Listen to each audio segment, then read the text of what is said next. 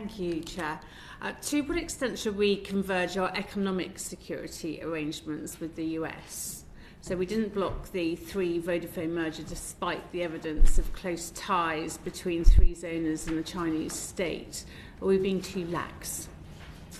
Well, clearly the United States has its own system, but if you look, for example, in terms of the approach that we've taken to investment security, the Committee on Foreign Investment in the United States, CFIUS as it's commonly known, upheld the United Kingdom's status as an accepted foreign country as recently as 2023. CFIUS determined that the UK met the requirement for implementing a robust screening process and cooperating with the United States on investment security. So that's but one example of where that dialogue is rich, deep and continuing, but a clear instance of where they clearly felt confidence in what's a distinctive but approach that they supported.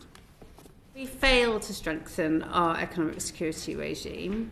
Is there any realistic chance of closer trade ties with the US? Well, that's premised on something that I wouldn't accept a reasonable or responsible government would do, which is not to strengthen our economic security regime. Threats to the United Kingdom, adversaries are constantly probing and seeking weaknesses in the UK. We have outstanding intelligence services. We have a cross-government process that under which we continue to review those threats.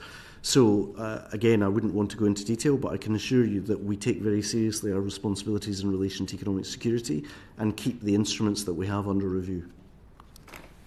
And finally, the FCA suggests it's not its job to police standards of firms such as Shein seeking to float on the London Stock Exchange and to sell shares to British savers. So do we need tougher standards for foreign firms seeking British investment?